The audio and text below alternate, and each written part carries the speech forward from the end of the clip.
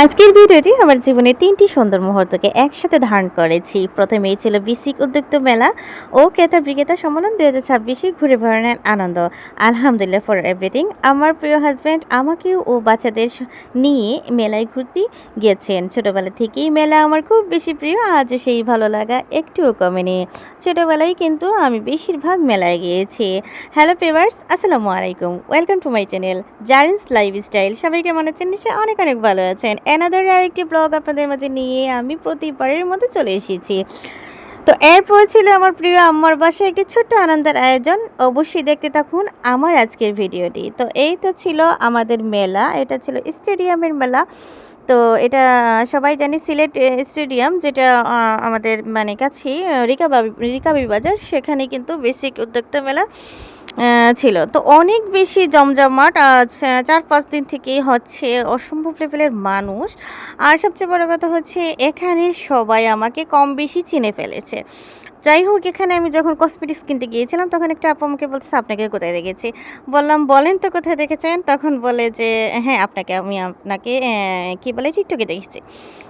আলহামদুলিল্লাহ, আমি এখন অনেক পরিচিত সবার সাথে। আগে ছিলাম বাবার পরিচয় পরিচিত, হাজব্যান্ডের পরিচয় পরিচিত, পুরোটা সিলেটের মানুষ আমাকে চিনতো বা চিনে এখনও। হাজব্যান্ডের পরিচয়ও আছে, আব্বার পরিচয় আছে। কারণ হাজব্যান্ড এবং আব্বা দুটো মানুষই কিন্তু ভালো মনের মানুষ ছিলেন। আর অবশ্যই ভালো মনের মানুষ, সেজন্য কিন্তু সবাই আমাকে এই নামে চেনে। এখন আমাকে নতুনভাবে চিনতে শুরু করেছে টিকটক, ইউটিউব এবং ফেসবুকের মাধ্যমে। যাই হোক, এই উদ্যোক্তা মেলা অনেক বড়োভাবে হচ্ছে এবং বিনা টিকিটে কিন্তু হচ্ছে। আর প্রচুর মানুষ, বাংলাদেশের মানুষ তো এমন কোনো কিছু বাদ রাখে না যে যায় না। তাই কিন্তু আমিও চলে গেছি তাদের সাথে। আর এই যে ভালো লাগার মুহূর্তগুলো আমার কাছে খুবই ভালো লেগেছে। তো মেয়ে কিন্তু আমাকে ভিডিও করে দিয়েছি, বলছে তোমার পিছনের ভিডিওটা করে দিই। তো মেয়ে কিন্তু পিছনের ভিডিওটাও করে দিয়েছে। আপনার সাথে কার কেমন লেগেছে অবশ্যই কমেন্ট করে জানাবেন। এই মেলাতে সব কিছু ছিল, কসমেটিক্স, কাপড় এবং রান্নার যাবতীয় বাসনকোসন। আমি কিন্তু টি শার্ট নিয়েছি, আর টি শার্ট আমার অনেক বেশি ভালো লাগে। তো আমার হাজব্যান্ড আমাকে টি শার্ট কিনে দিয়েছেন। আর ফ্লাওয়ার্স আমার খুব ইচ্ছে ছিল, তবে গতকালকে আমি গিয়েছিলাম। তো গতকালকে যাওয়ার পরে আমি এই কসমেটিক্সগুলো নিয়েছি। এই আপুটা আমাকে বলেছে যে সে আমাকে চিনতে পেরেছে। যাই হোক, সে আমাকে টিকটকে দেখেছে। আর এখানে কিন্তু আমি আরও অনেক কিছু কিনেছি। এটা চলার নাগরদোলার অনেক কিছু আমার ইচ্ছা ছিল, কিন্তু এটা এত স্পিড দিয়ে, সেজন্য এটাতে আমি ভয় পেয়েছি, উঠিনি, মাথা ঘুরাবে বলে। যাই হোক, আমার বাচ্চারাও কিন্তু এটাতে উঠেনি।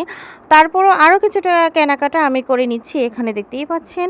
আর এখানে যারা মিসের জন্য আমি নেইল পালিশও নিয়েছি।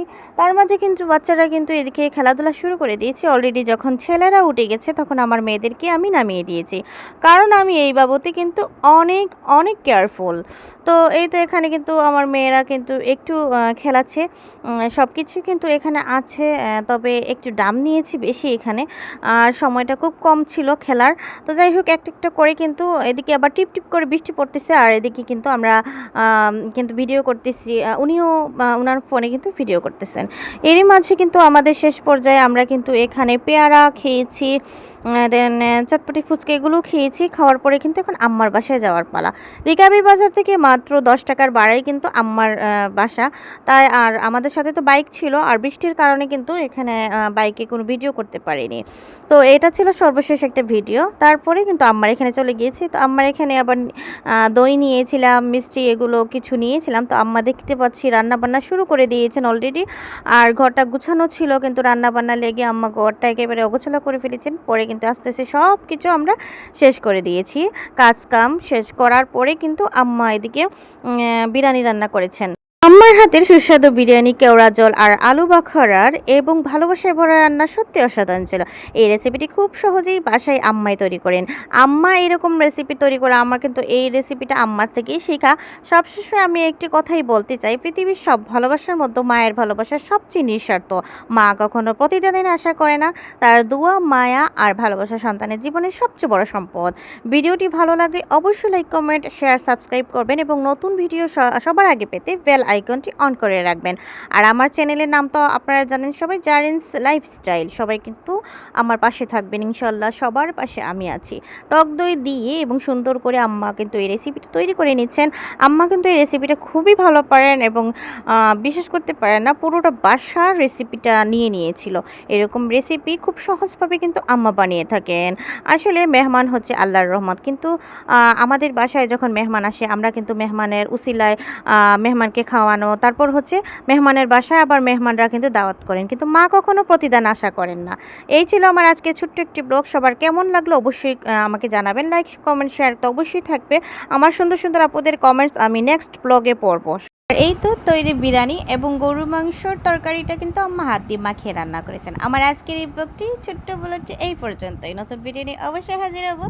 সে অবধি সবাই ভালো থাকবেন, সুস্থ থাকবেন। থ্যাংকস ফর ওয়াচিং এন্ড আসসালামু আলাইকুম।